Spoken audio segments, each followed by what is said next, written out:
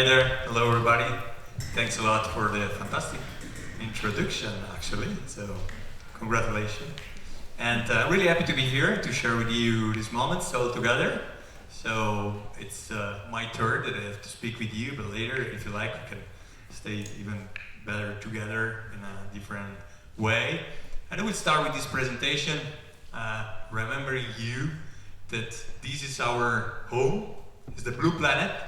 And life started a lot of time ago, so 3 billion of years ago, the first cell arrived on Earth. And after a lot of time, so 2.1 millions of years ago, we start being standing, so like hominids, so we become humans in a way. And we say only 200,000 years ago, we changed from animals and become social animals in a way, because we start using our brain, and only 6,000 years ago we started staying all together in cities. And if you think that in a short amount of time, 240 years ago, started the Industrial Revolution, so it's a really a small drop again if you compare it to the sea of 3 billion of years. So in 240 we changed completely our life through the steam machine first, and then the oil revolution in 1870, and then we put the feet on the throttle because internet arrives in 69, and even more now with the AI, we are really pushing on the throttle and pushing in these days that we really are changing the way of everybody living on this earth. So what is their architecture responsibility for the future? And this is a question that they ask me and all my workmates every day. And I don't know how many of you knows this movie. Maybe you are too young, guys. Back to the Future, right? So we will do a trip together tonight actually. And I will explain to you how important is our passions and how the passion can translate our lives. So this is me with my brother. This is the starting of my career. I'm the guy that is almost going down the wall. I'm the one in the upper part of the picture. And I started the career playing with plaster in my home in Italy. I was born in Italy, but I grew up in Switzerland. And actually at the age of 16, I started my career as a bricklayer. So I was in the construction site doing walls, really, with my hands.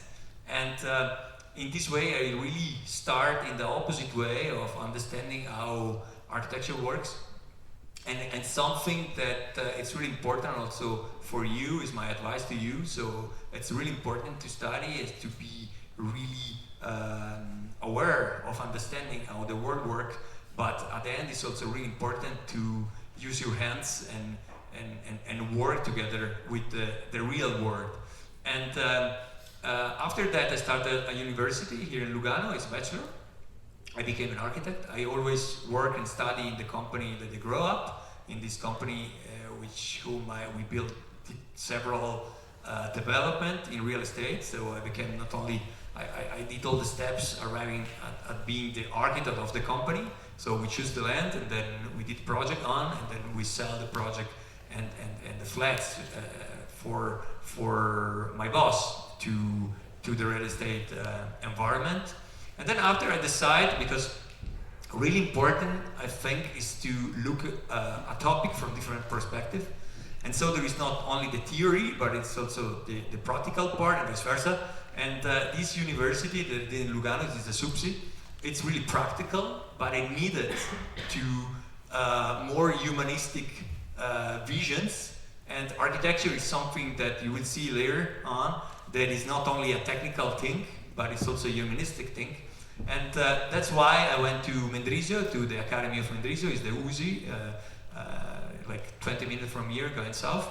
And after 4 years of this school, I said, man, you have to stop. You have to fly somewhere else and look at something around the world. So I took a flight and I went to New York City. I studied better English, And after that, I pick up the phone book. It was still the phone book. On my time was 2004, and I pick up the name of the most important critic in architecture in the world. It's Kenneth Frampton. I call him home, and he answered me. And I told him, "Hi, I'm Mino. I would like to meet you. I read all your books." And he said, "Yes, why not? Come over in Columbia University." So I went to Columbia. I became a guest student there. I followed all his lessons. And after that, I was like an invited student, if you want. So I followed also the critique, because you have to understand that university in architecture is not only studying, but it's also design. And so the design studios are open to the public, so everybody can go there and look at the project of people, designing, whatever. So I was following all the classes. And after 2 months, I asked to Kenneth Frampton, I would like to work. And he picked up the phone and he called a certain Stephen Hall. Stephen Hall Architects is one of the 10 most important architects in the world. And he told me, Mino, come in that specific moment, at that hour, in the lobby, because he wants to take a keynote speech. And I said, yes, why not? I came there. I was looking for him, and then I turned around, and then I bumped to somebody in my back, and it was him, by fortune. And I said, I'm sorry, but there is Kenneth Frampton that want to speak with you. And so we went up to his office, and then I get the chance to get in touch with him. And then he gave me just his card, and I called the office the day after. I met the human resources guys, and after a short talk, he said, yes, okay, maybe we will call you. And then after days, calling them and going then in the office, they decide to take me. And at the beginning was just only going around and look around, and I love to do models, and you will see. And Stephen Hall loves models, and then that's why we get in connection with him. And we won 4 competitions in a row in a summer. We did a crazy summer, one in France, one in Denmark, one in China, and one in Belgium. We built 3 of them, and one we missed it, so we won it, but we didn't build it. So.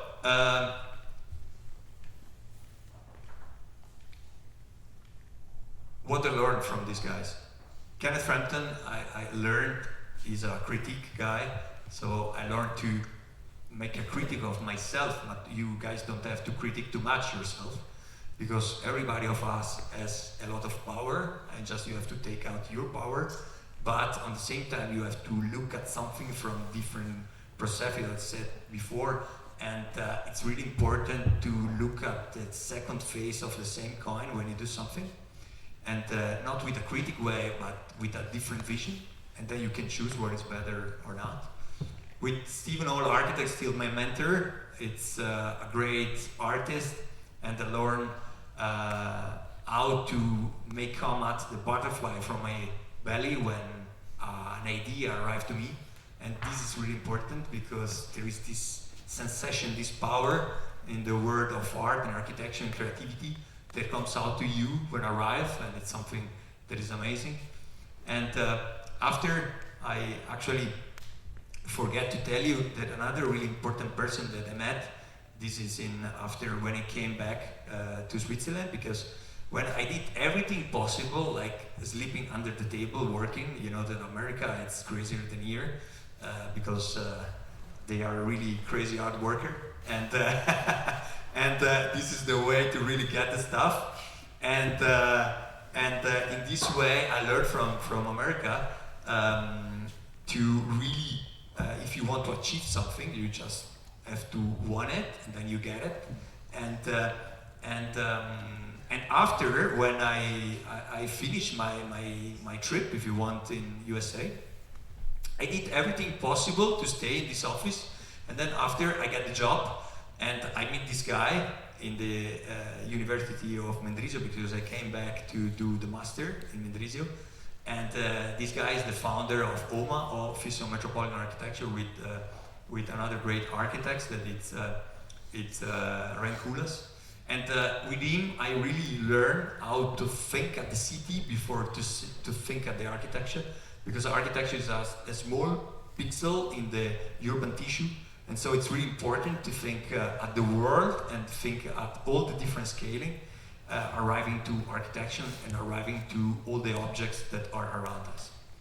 So this is my team. We are 30 guys.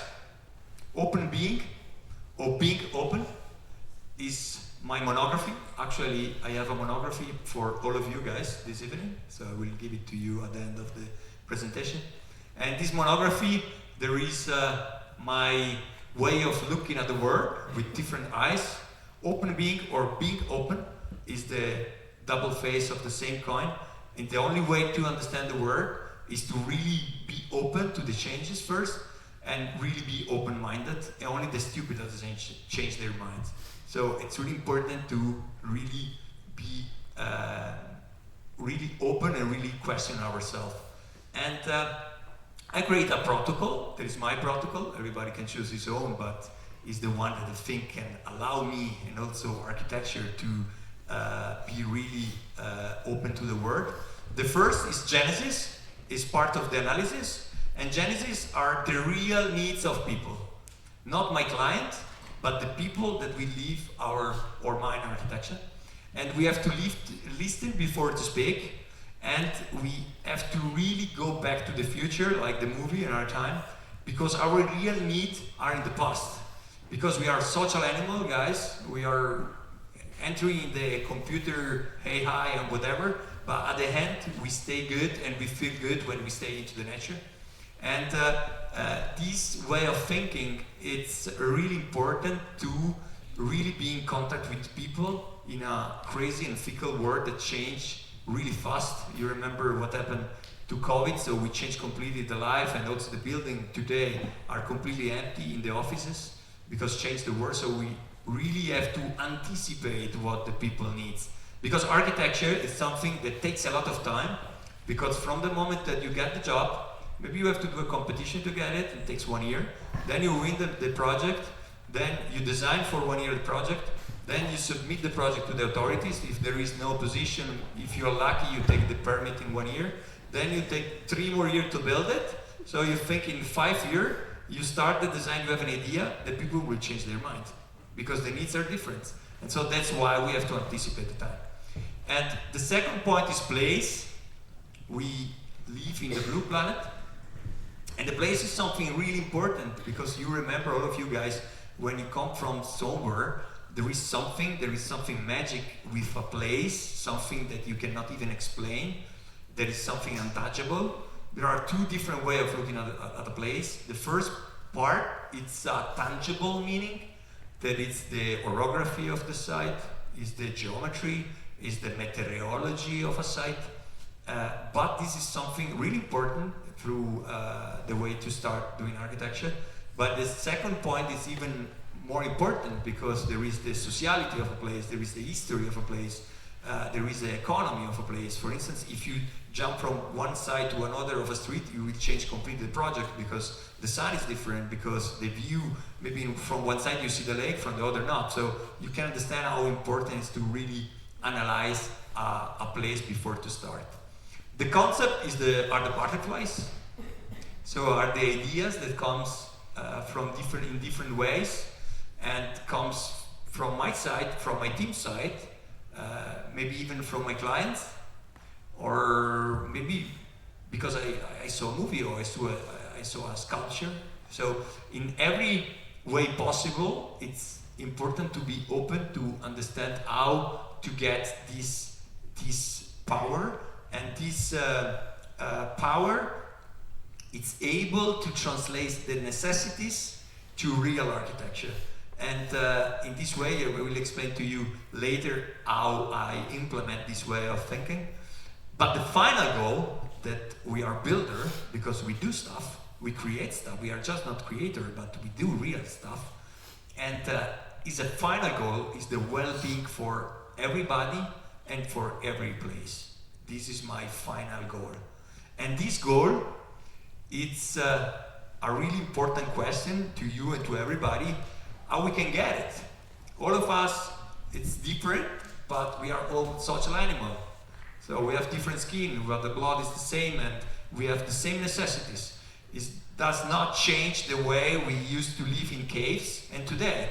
Because we used to live in caves because we need protection from the rain, from the cold, and from the warm, maybe. But at the same time, we live in the caves also to being psychologically protected, because we need a shelter to stay home and we feel safe. And does not change anything from before and now. But the way to achieve it is made by 6 points, and then I will show you the project. I will not to bore you, but this is important just to give you the idea to how to get the thing. The first is motion. So everybody of us go to the gym, spend millions of dollars going to the gym, then we take the elevator to the 1 floor. It's crazy, you know? So we have to do the staircases every day, and we make the people walking inside our buildings and also outside the buildings. And we encourage them, okay, to do it as a physical activity. And if you put together physical motion and good nutrition, you feel good, you feel better, and your life is better. Your mind is smarter, and you feel much, much better. So we design edible garden. So we design garden that you can eat, okay, with simple stuff, as rosemary, sages, and stuff that can give you the idea to how food is important in our life, and how maybe sometimes young guys does even know where the vegetable or other stuff come from. It comes from the refrigerator, you know, but not where they really come from. And this is a culture that is around it, and it's really important through the biofood and through the organic food. Then there is the cognition. That is the psychical part, and it's something really important because it's depending on how you feel this space, and the feeling of you're feeling into this space depends of your 5 senses, and it's really important to work together with elements like air, light, and material, and temperature of the space. I came back from New York City. And I was sleeping in my hotel, and it was just lying into the bed, and it was like the grid bumping me, the air conditioning in my face when I was sleeping. And this was so crazy, you know, just move the grid there, you know, why you have to put it in front of me? So the point is that sometimes I call it the great value of the obvious. That the obvious is something that is obvious, but I don't know why, but we do it. I don't know why, but we do it. By mistake, but we do it. And environment is something really important. This is an environment. So the anthropometric dimension into a space is something that we have to take care, because if you are too small in a huge space, you feel really bad, and vice versa, in the opposite. And so the balance is really important, and environment means also nature, means also taking care of the environment, so the nature. Technology is something that is helping us. Everybody's scared around AI. But I think that AI can be a really crazy, interesting tool, and in one way and another, they will do it. So only 5 people are the one that own the world, and you know the names, you know, Tesla, you know, Facebook, you know, the 4 and the 5 that everybody knows, and they will flat the world. Everything will be flat, and everybody will go through their condition. But I think if the smart people are able to use, and they can use it with ethic, I'm sure that we will have like the power to do something even better than today. But I hope that only ethical people will do it to do something better for our world. In this case, 3D modeling and softwares is allowing us to do something that we could even think before in the shapes and not only. But even more, we are working together with companies in Italy that is allowing us to, by sensor, understanding your feeling inside the space, your temperature, and the time from one heartbeat to the other heartbeat. And we will understand your feeling inside the space, your temperature, your blood pressure, and the space will change before you will even think that you need that this space will change for you. We are going to go in this direction. And so HIOT, Internet of Things, and AI will in one way or another change our way to design and our way to live the space. And then the well-being is also economical, because if a project doesn't work from an economic point of view, it's not a project, so it stays on paper. And so a project, there is the ESG, that's Environment, Social and Governance, and the governance, there is also the part not only that the building will long last in time, during the time, but also will work from the business plan point of view. So first Genesis, this guy told us that he's not the smartest and not the strongest that will survive, but it's the one that is more adaptable to changes, and this is open being, and we really have to be open to listen to people. This is my first project in Lugano. Was designed in 2011, and in this case, my client asked me to work in the center of Lugano. We are in Via Zurigo, and there is this building that normally an architect will start his career when he's really lucky, won competition and build museum, but most of them, including me, started from the bottom, doing apartments and also working on a building that already exists. And in this way, there is this really important, great topic in working together with something that already exists. And in this case, has also a really interesting value, right? It's not constrained, this building, but the history of this building speaks for itself. And as soon as I got this job, I entered the building, and the client told me, Mino, as soon as I bought this building, something happened to my family. Something he didn't tell me, but I understood that something was not something clear, but not something nice. And so in my mind, entering the thinking to understand three ways of approaching this project. The first was to demolish everything, but we would lose the history, would lose the value. The second, because you remember that when a client gives you a job, you have to use as much as possible all the index that this place can give you, because a land has a cost, and so you have to push and power all the square meter possible.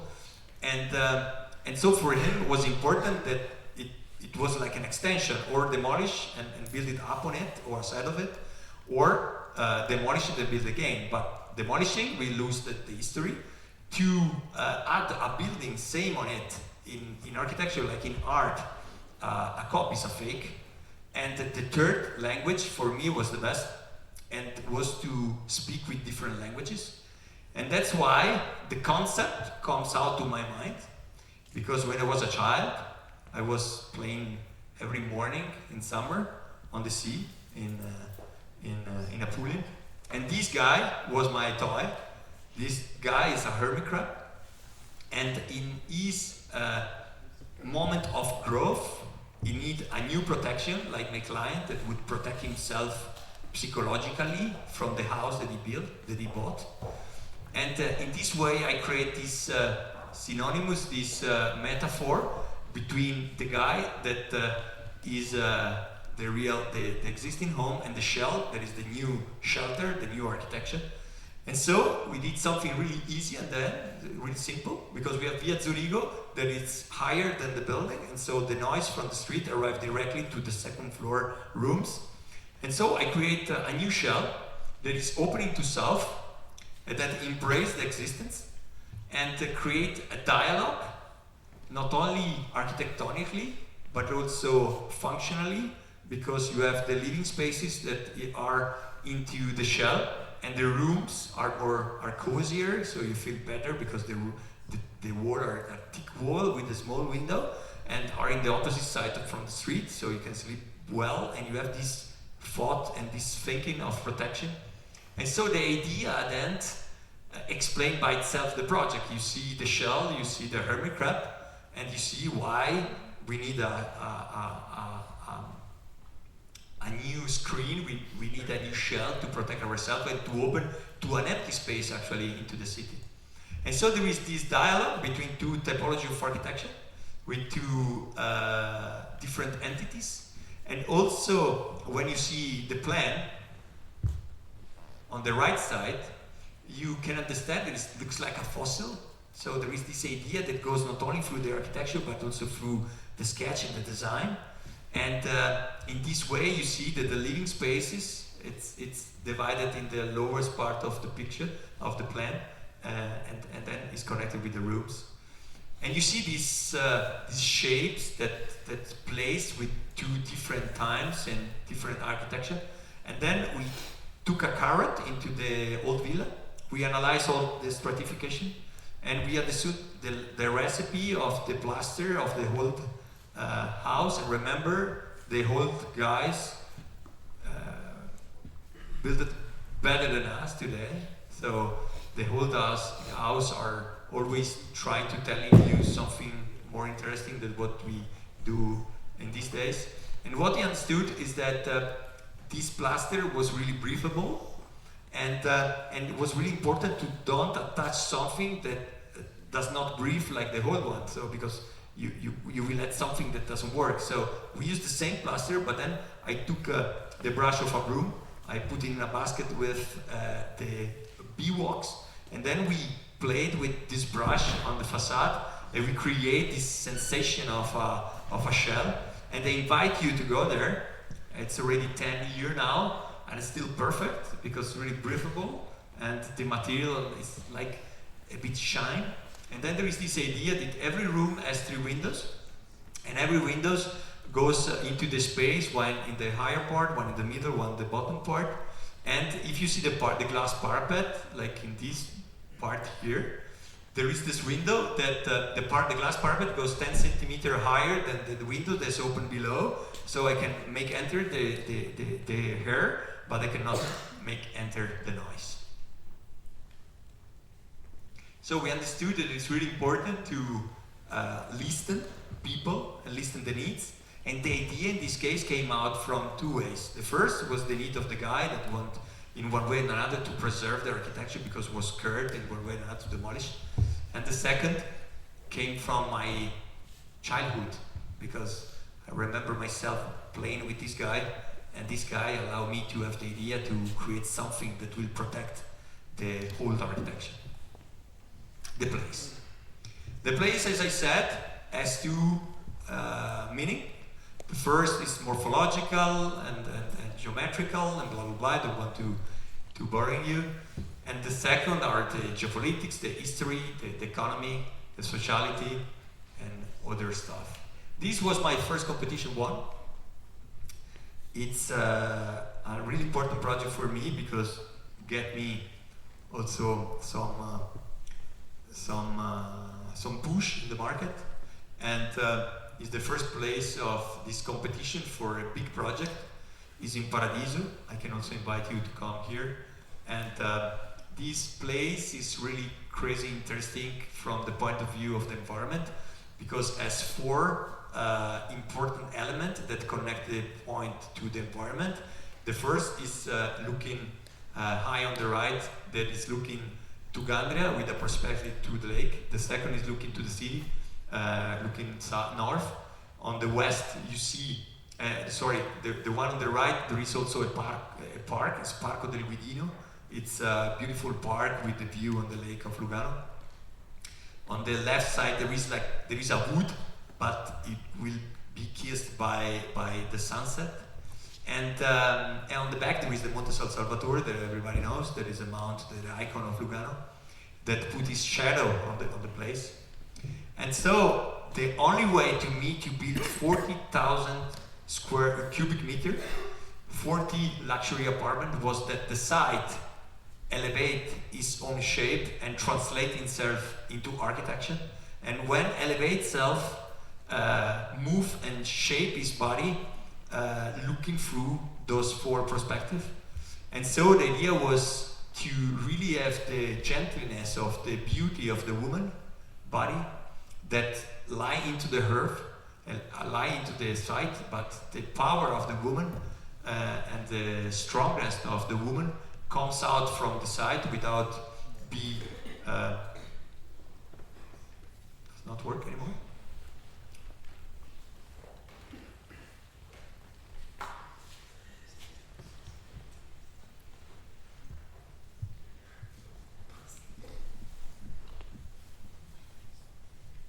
There you go, sorry.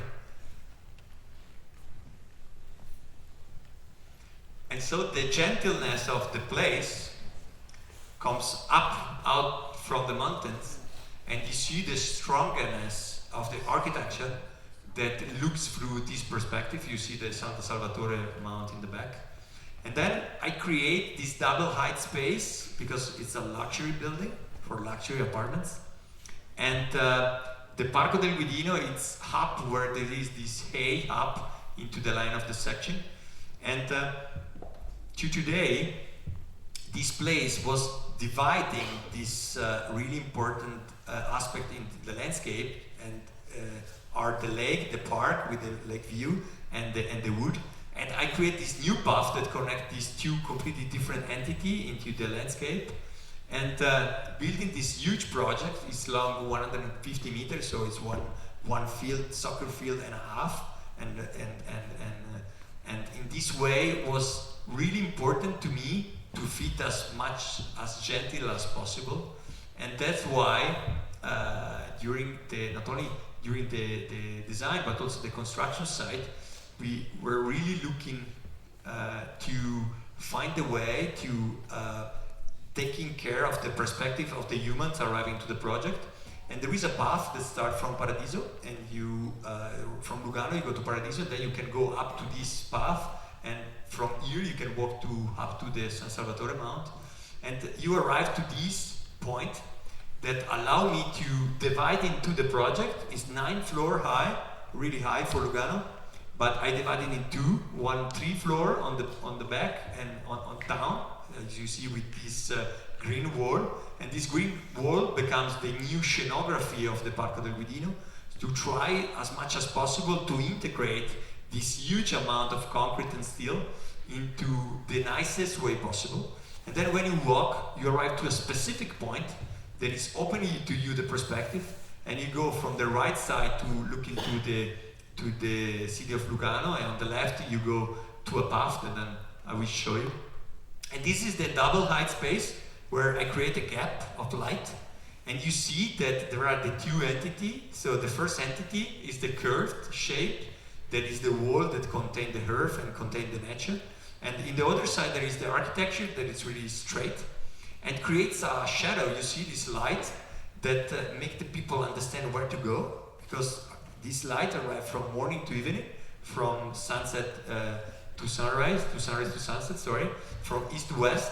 And so you can enter that place on where there are the staircases. You go inside this place, and then the light, when arrive noon in June, will enter the world, and then all the magnificent junction between reflection and reflection world will enter the space. And there is this path that's jump into the wood. There is this 12 meter of jumping, where there is this pond of water. Then the light during the sunset, all this space become black, and you see there is a reflecting itself. Look at the ceiling. And the point is that when the light enter the water, entering the window, and re-enter in the space into the water with a spa, there is this swimming pool. There is a crazy place actually, where the light entered this round window, and then this light moves inside the space, and you have to imagine the nature that really entered the space, because you are like flying into the nature when you swim. And there is this infinity pool that changed completely its aspect, because the change of the light, because the light move, the sun movement, because the change of the nature. When it's snowing, it's something crazy, but also during the autumn with the change of the nature. And so really the site, the architecture, and the materiality and the light is the matter with which to paint in architecture.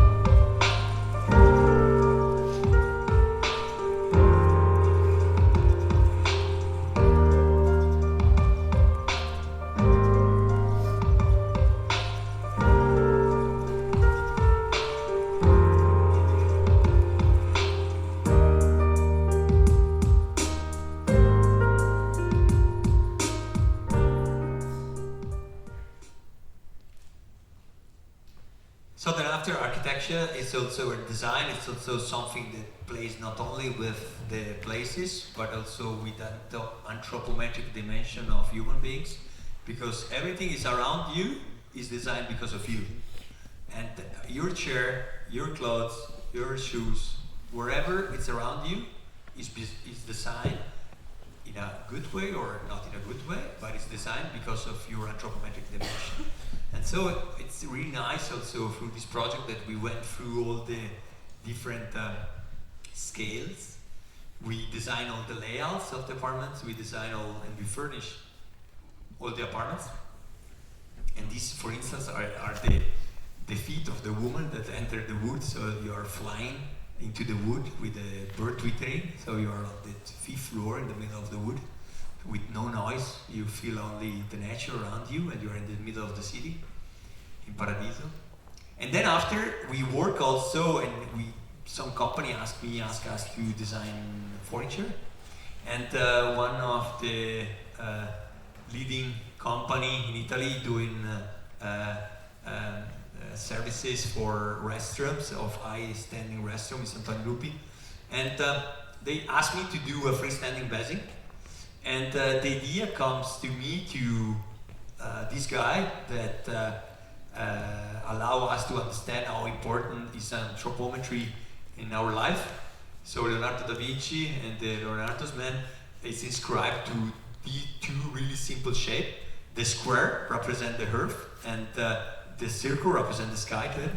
And so there is like an elevation from a squared shape to a circle shape. And the idea comes out from a place that I used to go when I was a bricklayer. When you work as a bricklayer in the summer, it's really crazy hot, guys. And when you finish working from 6 o'clock to 5 o'clock with my moped, I used to go to this bridge in Montebrolla, and then I run down these rocks and jump into this crazy, refreshing, fantastic water. And remind me this place, the point that I was designing something that has to contain water and something that refresh yourself. And so a place, because we are speaking around place now, a place remind me something that gave me the concept to translate the idea into a real piece of art. And this way of the water really gently shape the stone gave me the idea, because Antonio Lupi comes from Tuscany, and in Tuscany there is a fantastic marble. Is the Carrara marble, that it's also taking care of the company to take out their entity, and we create this really simple object.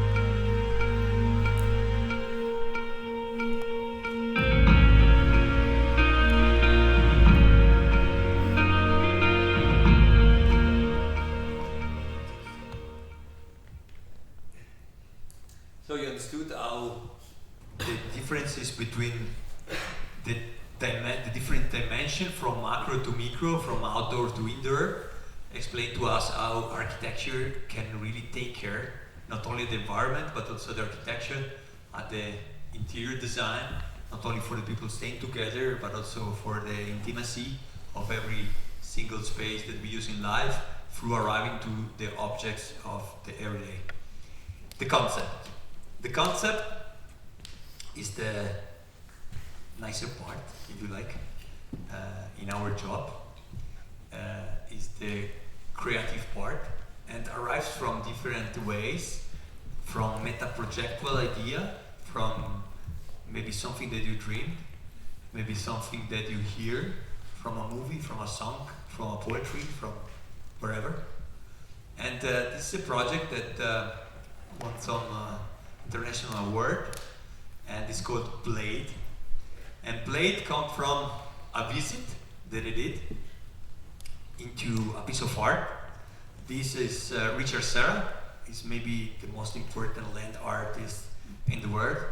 He's an American guy that create this piece of sculpture that are not only sculpture but are a piece of architecture, and has this feeling between the landscape and the human scale, and brings together these two completely different entities. And when I went also to Guggenheim in Bilbao, I was with my girlfriend, and she was afraid to enter this sculpture because of the dimension, because of the shape, because of the space, and because of, I don't know why, but she was scared. And so this is really, and she didn't enter. And so this is really important to you to understand how space can make you feel fantastically, neutrally, or really bad. And so how architecture has a great responsibility for people living inside, but also how this architecture would fit into the environment. And so the idea was to make a gesture into the landscape, but in a really gentle way, as gentle as possible. And we did something really simple at the end. This is the site. It's a slopey site in which the lake is in my position. And unfortunately, there is a wood in the middle between me and the lake. And so the idea comes out really simply to jump out prospectively the wood and direct the villas, are 11 villas, toward the lake view. And this idea, it's made by 6 huge blades made of corten, in which there are secondary blades that divide the properties, the structure, the rooms, and in this way we create this gesture with like 5 fingers. You saw in this idea that we really gently we change the place, but in the gentlest way. And the 6th finger is the one that goes in the opposite way and is the main entrance. And so this idea, really simple. So we start with crazy stuff from the piece of art, but then we have to jump the wood to look at the lake. So you see that the hand, we have to be simple, and we have to be practical and effective. And in this way, all the apartment can look at the lake, and this curvature is so big that I don't know how to say in English, but in this curve, there is la corda, there is this 1 meter you put on the curve. This is only 3 millimeters, so the spaces are perfectly furnishable because it's a really gentle curve, but the perspective allow you really to jump out the wood. And so these slabs made of concrete that are covered by corten steel. This corten steel change every day its color and its shape. It's rusty, okay, and it's really strong. And this steel makes the division of the property, makes the division of the spaces, and allow the project to erase itself into the nature, where from one side this corten steel, there's corrosion resistance, because the atoms inside regenerate itself and creates new rusty, and then we create all the system to take from the water bump on the facade. You see here at the back of the blades there is like another piece of metal that takes the drops of the water, so the rusty cannot destroy your floor, and then the rustiness goes into the blade and goes behind the window, and we push the rustiness away. So it's not something that in a way is normal. So in our project we try always to push a bit the border and to understand to do details that are not standard in a way. And the other way is to really, you see this project that fits with these huge blades, but fits as gentle as possible into the landscape, with this jasmine that grows to all the blades looking to south because they have to reach the sun. And there is like a software that bring the water and goes into these vases that are into the facades. And this jasmine can perfume all the properties and make the division from one building to the other. So when you stay outside, you cannot feel the odor that is looking your plates when you're staying outside. And in this way, we create like a vertical and horizontal greenery with these two blocks that divide these two floors, so we can gain a garden on the roof of the property that is below you. So we can really have in a slopey place, have a horizontal place where to live. With this garden, 12 meter of garden by 12, really huge, that can allow you to really stay good outside. And then the idea is also this piece of art that frame the environment and vice versa. And we create this gesture that connecting the elements that allow us to feel better, that it's water, it's a good air, it's light, and it's greenery. And in this composition, you see the way of looking at a concept that try as best as possible to feel you better. And so you understood that there is this dialogue between the necessities and the ideas that then become reality through the concept. The last project, guys, and then we go to conclusion. Okay, I hope that I'm not boring you. So the well-being is the final part, is the implementation of the holistic needs that everybody of us have. And this is my, if you want, my piece, in which we won several international awards. And it's a project that starts from understanding an artist. It's an atelier for an Ecuadorian artist here in Switzerland. Alice Trapp is a great artist, but she's even more a great person because she handles in every way possible this really poor community in the Chota Valley in Ecuador. And she used to live with them for 6 months and in Ecuador, and then she comes here in Orillo. She's the artist. And what I really like from her is how she really take out the soul from the people, because she makes really hyper-realistic sculptures. But I love the way she really understands them and their characteristics, and then through photography, this is a sculpture, she takes one specific moment of their life. But what I loved much was the way she used to play the plaster with her own hands, and remind me how the Greeks built their theaters.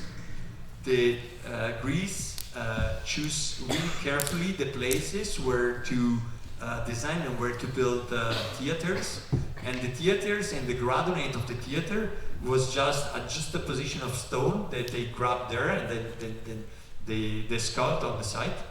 And this way of thinking remind me, as soon as I get to the place, this was an existing villa, and Alice asked me to do his own atelier and a place where to live for 6 months a year. And you see that how in the Greece needs, it's always through an occurring valley, where from the Greece theater you look at the sea, and in the same way you see this gradonate that goes all around the place, and you have the same sensation as soon as I got the place, and you see that the place has this starting of a valley, and then this valley go down, and there are the horses going around the properties. So it's a fantastic, beautiful place. And the idea was really to lift up two of this curve line that I built with my hand through a model. And then these two leaves moved by the wind create the architecture. that is really coming out from the site. It's really part of the site and vice versa. And the movement of the sun is also creating all the interior spaces. And then there is another idea that comes out to me. There is crazy nice place. There is a cenote, who thinking at the origin of the Alice Trap artists from South America. And these crazy nice places are in Mexico, and not only, but are created by ancestral tectonic movements that create these places where jump inside water, greenery, light, and the perfume of the nature. And so comes out to my mind to create for her the most important place for an artist, that is the atelier. And so I create two typology of forces. The first is a centripetal force that brings her into the hall, and all around it will be created the atelier for her. And then a centrifugal force that when she has not to create, but she enters into daily living, these forces allow her to jump into the landscape. And so everything rotates around the cenote, that is the number one. At all the ateliers, the 2 and the 5, that is all around. And so there is this 5 time or even 6 times higher than our height, in which is not tripod, but more height space, in which all the services for the atelier goes around. And in this way, was really important to work architecture. It's something that you cannot do by yourself. You have to work with a lot of people. You have to imagine that in a project like this will work something around 150, 200 people, because our architect, our bankers, our engineers, our technician from the municipality, there is all the craftsmanship, and I was a craftsman. So the relationship between the builder, differently from artists, the architects make the people leave the person inside the artist we create, and differently the artist works on their subjects. And so it was really important to make them understand how to build this building. So we create like 200 sections. You see the ladder on the right side, and we create like cross lines, and that cross with another line made of numbers. We create 2,000 dots, and then we elevate these 2,000 dots on the framework, and then we pour the concrete into the framework. And in this way we were able to create such a project that is really integrated into the landscape. And you see also the neighbor roof that is curved, and it's really part of the entire composition. And you see a project that the big favor was not only did to Alice, but we demolished the existing villa. So now the neighbor can finally look into the valley. So no opposition to the project in this case. And we did this architecture with these 2 lines that comes out from the landscape to create these 2 gestures with a biopool that is cleaned by the plants. It's completely natural. And in this way we reflect the sun arriving from the sunset. And there is this idea like the Greece to look into the valley. In this case we don't have the sea like the Greece, but we have beautiful mountains. And there is this architecture that entered the site, and the site entered the architecture. We have this greenery, this jasmine that grow up the architecture or jump down the roofs, and arrives to the point that there is no border between inside and outside. So you can live inside, but it's like if you live into the landscape, because these windows allow you to really feel the outside. But there are these cantilevers made of concrete that when arrives the sun doesn't allow you to get the sun in your eyes, so you look outside but you are not the sun entering the house. And there are this double height space that brings the light entering, and this curved staircase on the right that brings you from one floor to the other. And then the cenote.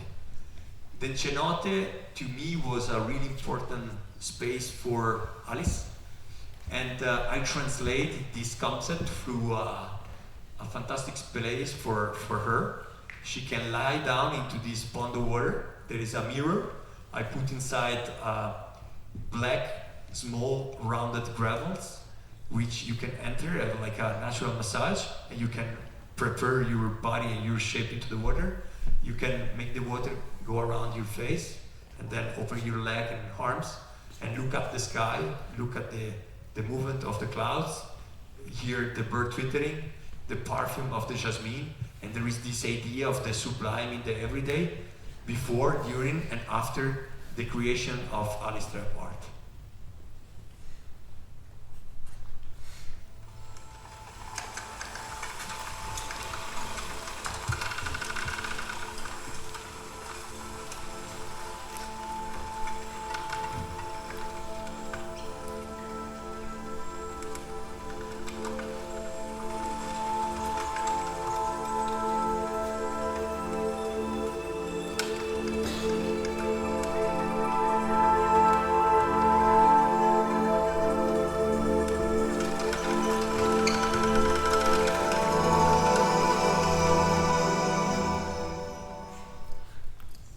In conclusion, guys, thanks a lot for your passion, and I hope you like the way we think our world in a way, and this is how we create architecture for the future generation, also for you, in the timeless magic of creativity.